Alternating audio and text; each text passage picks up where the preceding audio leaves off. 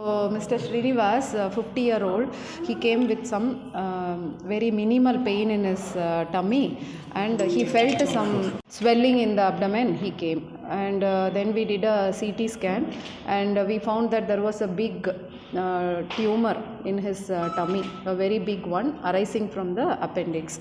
Then we did a full evaluation, and we realized that whole body scan we did. We found that the tumor was only in the appendix, not spread anywhere. Then sir did a colonoscopy to see whether it is coming from the large intestine. But sir did the colonoscopy and said it is not coming from inside the wall, it is coming from outside and giving pressure on the wall. So by that we knew that it is not a cancer of the colon, but it is a tumor of the appendix. Then we evaluated him with all cardiology, fitness, echo, everything, and then we went ahead with the surgery. We did a total laparoscopic surgery by which small holes were put, 4 holes, and then we removed the entire tumor. So the biggest challenge was the tumor was very big. It was 15 into 9 centimeters in size, and it was very heavy also. It was weighing 562 grams was the weight of the tumor. And inside the tumor speciality is, it is very, very rare. Tumor of the appendix, usually we know appendix, everybody knows that we get pain. Many people would have undergone surgery for the appendix telling appendicitis, but these appendicular tumors are very rare. So they become as big as a coconut. This was like as big as a coconut, inside which is full of water. Like that the tumor was there with full of water. So the challenge during laparoscopy was not only the tumor was very big, it was very soft. So if we puncture the tumor, the water will come out and the tumor will spread all over. So for that we had to be very, very careful in making sure that the tumor will not burst open. And then we removed the tumor totally intact. We could remove it without a single drop of tumor spilling inside. So this case is known for its extreme rare presentation, this bigger size of a tumor, and in which we were able to accomplish by a total laparoscopy itself. If it was an open surgery, patient would have taken 10 days, 15 days to recover. Around 30 centimeter long, number of stitches would have been 20-25 stitches. But here by laparoscopy, we put only small 4 holes, and then 5 mm holes too, and 10 mm holes too, and we had a small around 9 centimeters. I had to make an incision because we had to remove the tumor without breaking. Even a smaller one means the tumor will break. So with small incision, quick recovery. ಈ patient ನನ್ನ ಹತ್ರ ಬಂದಿರೋದು ಹೊಟ್ಟೆ ನೋವು ಅಂತಾನೆ. ದೊಡ್ಡ ವಯಸ್ಸವರು 50 ವರ್ಷ ಈ ಥರ ಇದ್ದಂಗೆ ಸಾಧಾರಣವಾಗಿ ಸ್ಕ್ರೀನಿಂಗ್ ಕೊಲೊನೋಸ್ಕೋಪಿ ಅಂತಲೂ ಒಂದು ಮಾಡ್ತೀವಿ.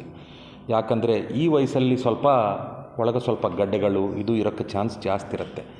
ನಾವು ಈ ಫೋರಮಲ್ಲಿ ನಾವೇನು ಹೇಳ್ತೀವಿ ಅಂದರೆ ಒಂದು ಸಲ 50 ವರ್ಷಗಳ ಮೇಲೆ ಇರುವವರಿಗೆ ಒಂದು ಸಲ ಸ್ಕ್ರೀನಿಂಗ್ ಕೊಲೊನೋಸ್ಕೋಪಿ ಅಂತಲೂ ಮಾಡಿಸೋದು ಒಳ್ಳೆಯದಾಗತ್ತೆ. ಈಗ ಒಂದು ಕಾಲದಲ್ಲಿ 50 ವರ್ಷ ಅಂತಲೇ ಹೇಳ್ತಿದ್ವಿ, ಈಗ ಆ ಗೈಡ್ಲೈನ್ ಚೇಂಜ್ ಆಗಿ 45ಗೆ ಚೇಂಜ್ ಆಗಿದೆ. ಸೊ ಒಂದು ಸಲ ಚೆಕ್ ಮಾಡಿಸೋದು it may be A good idea.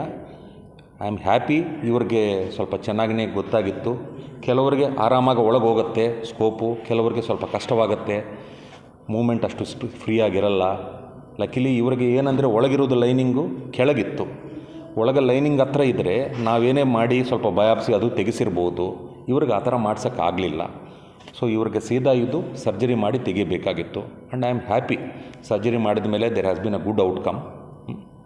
So ಈ ಥರ ನಾವು at the end of the day ನಾವೇನು ಹೇಳ್ತೀವಂದರೆ ಸ್ಕ್ರೀನಿಂಗ್ ಕೊಲೊನೋಸ್ಕೋಪಿ ಅಂತಲೇ ಒಂದು ಪ್ಲ್ಯಾನ್ ಮಾಡಿಸಿದರೆ ಸೆಲೆಕ್ಟಿವ್ ಏಜ್ ಗ್ರೂಪ್, ಒಂದು 50 ವರ್ಷಗಳ ಮೇಲೆ ಇರುವರು, ಇಲ್ಲಾಂದರೆ ಅವ್ರ ಮನೆಯಲ್ಲಿ ಯಾರಿಗೂ ಬೇರೆಯವ್ರಿಗೆ ಯಾರನ್ನೂ ಕರಳ ಬಗ್ಗೆ ಇರೋದು ಪ್ರಾಬ್ಲಮ್ಸು, ಗಡ್ಡೆಗಳು ಈ ಥರ ಪ್ರಾಬ್ಲಮ್ ಇದ್ದರೆ 45 ವರ್ಷಕ್ಕೆ ಅವ್ರಿಗೆ ಚೆಕ್ ಮಾಡಿಸಿದ್ರೆ ಒಳ್ಳೆಯದಾಗತ್ತೆ. ಯಾಕಂದರೆ ನಾವು ಬೇಗ ನಮಗೆ ಡಿಟೆಕ್ಟ್ ಮಾಡ್ಕೋಬೋದು. We can do something about it. ಈ ಥರ ಕಂಡೀಷನ್ಗೆ ಇದೇ ಕಾರಣ ಅಂತಲೇ ಹೇಳೋಕ್ಕಾಗಲ್ಲ ಪಾಪು. ಒಳಗಿರೋದು ಕ್ಯಾನ್ಸರ್ ಗಡ್ಡೆಗಳಿಗೆ ಅವರು ಊಟ ಮಾಡೋದು ವಿಧಾನಗಳು, ಆ ಊಟ ಮಾಡೋದು ಪದಾರ್ಥಗಳು, ಅದರಲ್ಲಿ ಏನೇನಿರುತ್ತೆ, ಅದರಿಂದ ಕರಳು ಮೂಮೆಂಟು ಸ್ವಲ್ಪ ತುಂಬ ಸ್ಲೋ ಆಗಿದ್ದರೆ ಅದರಿಂದ ಆ ಥರ ಬರೋಕ್ಕೆ ಚಾನ್ಸ್ ಇದೆ. ಕೆಲವರಿಗೆ ಸ್ವಲ್ಪ ಜೆನೆಟಿಕ್ ಜನ್ಯುಪರವಾದ ಕಾರಣಗಳು ಆ ಥರ ಇರ್ಬೋದು. ಇವರಿಗೆ ಕಾರಣ ಇರಲ್ಲ. ಇದು ಕಂಪ್ಲೀಟ್ಲಿ ಡಿಫ್ರೆಂಟ್, ರೇರ್. ಆಹಾರ ಪದ್ಧತಿ ಅಂದರೆ ಸ್ವಲ್ಪ ಸೊಪ್ಪಿರೋದು ಪದಾರ್ಥಗಳು ಜಾಸ್ತಿ ತಿನ್ನಬೇಕು. ಏನಂದರೆ ಸ್ವಲ್ಪ ಕರಳು ಮೂಮೆಂಟ್ ಚೆನ್ನಾಗಿರಬೇಕು. ಲೇಟಾಗಿ ಊಟ ಮಾಡೋದು ಈ ಥರ ಎಲ್ಲ ಮಾಡ್ತಾಯಿದ್ರೆ ಕರಳು ಮೂಮೆಂಟೇ ಇರಲ್ಲ. ಎಷ್ಟು ಜಾಸ್ತಿ ಟೈಮು ನಿಮ್ಮ ಆಹಾರ ಏನೇನು ವೇಸ್ಟ್ ಇರುತ್ತೋ ನಿಮ್ಮ ಲೈನಿಂಗ್ ಎಕ್ಸ್ಪೋಜರ್ ಇದ್ದರೆ ಆ ರಿಸ್ಕ್ ಜಾಸ್ತಿ ಆಗ್ತಾ ಇರುತ್ತೆ. ಯಮ್ಮ ಸೈಜ್ ನಂಗೆ ಗೊತ್ತಾಗಲಿಲ್ಲ, ಅದು ಸರ್ಜರಿ ಆದಮೇಲೆ ಗೊತ್ತಾಗಿತ್ತು. ನಾವು ಕೊಲೊನೋಸ್ಕೋಪಿ ಮಾಡುವಾಗ ನನಗೆ ಗೊತ್ತಾಗಲ್ಲ. ನನಗೆ ಏನು ಗೊತ್ತಾಯಿತಂದರೆ ಅದು ಲೈನಿಂಗ್ ಮೇಲೆ ಇಂಪ್ರೆಷನ್ ಥರ ಇತ್ತು. ಆ ಥರ ಮಾಡುವಾಗ ನಾವು ಬಯಾಪ್ಸಿ ಮಾಡೋಂಗಿಲ್ಲ, ಯಾಕಂದ್ರೆ ನಾನು ಬಯಾಪ್ಸಿ ಮಾಡೋಕ್ಕೆ ಟ್ರೈ ಮಾಡಿದಾಗಲೂ ನನಗೇನು ಸಿಗಲ್ಲ, ಯಾಕಂದರೆ ಅದು ನಾನು ನೋಡ್ತಾ ಇರೋ ಲೈನಿಂಗ್ಗೆ ಆಚೆ ಇದೆ. ಸೊ ನಾನು ಮಾಡಿ ಏನು ಪ್ರಯೋಜನವಿರಲ್ಲ, ನಾವು ಸೀದಾ ಸರ್ಜರಿಗೆ ರೆಫರ್ ಮಾಡಬೇಕಾಗಿತ್ತು. ನಮ್ಮ ಹೆಸರು ಎ ಶ್ರೀನಿವಾಸ್ ಅಂತ, ನಮ್ಮ ಸರ್ಜಾಪುರ ಪಕ್ಕದಲ್ಲಿ ದೊಡ್ಡ ತಿಮ್ಸಂದ್ರ. ನಮ್ಗೆ ಈ ಥರ ಪ್ರಾಬ್ಲಮ್ ಆಗಿದೆ ಅಂತ ನಮ್ಗೆ ಗೊತ್ತಾಗಿಲ್ಲ. ಊಟ ಮಾಡಿದ್ರೆ ಊಟ ಜೀರ್ಣ ಆಗ್ತಾಯಿರಲಿಲ್ಲ. 1 ಮಂತು 2 ಮಂತು ಹಂಗೆ ಕೆಲಸ ಮಾಡ್ಕೊಂಡಿದ್ವಿ. ಬರ್ತಾ ಸ್ವಲ್ಪ ಹೊಟ್ಟೆ ನೋವು ಜಾಸ್ತಿ ಆಯಿತು. ಅಲ್ಲಿ ಟೌನ್ ಹಾಸ್ಪಿಟ್ಲ್ ಅಂತಿದೆ, ಅಲ್ಲೋಗಿ ಚೆಕ್ ಮಾಡಿಸ್ಕೊಂಡ್ವಿ. ಇದೇನೋ ಗಡ್ಡೆ ಇದೆ, ಒಳಗೆ ಸ್ಕ್ಯಾನ್ ಮಾಡಿ CT ಸ್ಕ್ಯಾನ್ ಎಲ್ಲ ಮಾಡಿಸ್ಕೊಂಬರ್ಬೇಕಂದ್ರು. ಅಲ್ಲೋಗಿ CT ಸ್ಕ್ಯಾನ್ ಎಲ್ಲ ಮಾಡಿಸ್ವಿ. ಆಮೇಲೆ ಮಾಡಿಸ್ಮೇಲೆ ಒಂದು 15,000 ರೂಪಾಯಿ ಖರ್ಚಾಯಿತು. ಆ CT ಸ್ಕ್ಯಾನ್ ಎತ್ಕೊಂಡು ಹೋದರೆ ಇದು ರಿಪೋರ್ಟ್ ಸರಿಯಾಗಿ ಬಂದಿಲ್ಲ, ಮತ್ತೆ ರಿಪೋರ್ಟ್ ಮಾಡಿಸ್ಬೇಕಂದ್ರು. ಆಮೇಲೆ ಇಲ್ಲಿ ಅವರು ದಿಲೀಪ್ ಸಾರ್ಗೆ ಕಾಂಟ್ಯಾಕ್ಟ್ ಮಾಡಿದ್ವಿ. ಅವ್ರು ಮೇಡಮ್ ಕಾಂಟ್ಯಾಕ್ಟ್ ಮಾಡಿದ್ರು. ಆಮೇಲೆ ಟೆಸ್ಟ್ ಇಲ್ಲೆಲ್ಲ ಮಾಡಿ ಇವರೇ ನನಗೆ ಸರ್ಜರಿ ಮಾಡಿದ್ರು. ಇವಾಗ ಆರಾಮಾಗಿದೆ. ಬೆಸ್ಟ್ ಹಾಸ್ಪಿಟ್ಲು ಇದು, ಈಗೆಲ್ಲ ಆರಾಮಾಗಿದೆ. ಓಕೆ, ನನ್ನ ಹೆಸರು ಪಲ್ಲವಿ ಅಂತ. ಇವರು ನನಗೆ ಮಾವ ಆಗಬೇಕು. ಇವ್ರಿಗೆ ಪೇಯ್ನ್ ಒಂದು 2-3 ಮಂತ್ಸಿಂದ ಸ್ಟಾರ್ಟ್ ಆಗಿದೆ.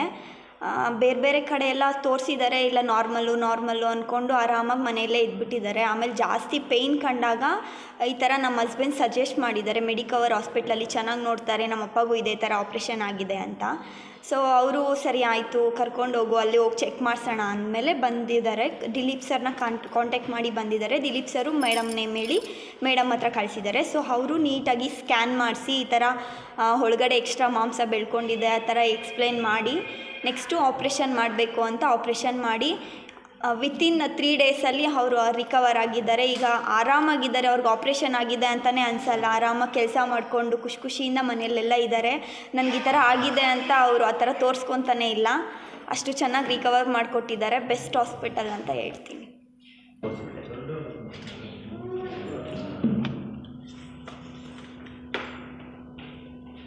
ಸ್ವಲ್ಪ ಎಲ್ಲ ಒಳಗಡೆ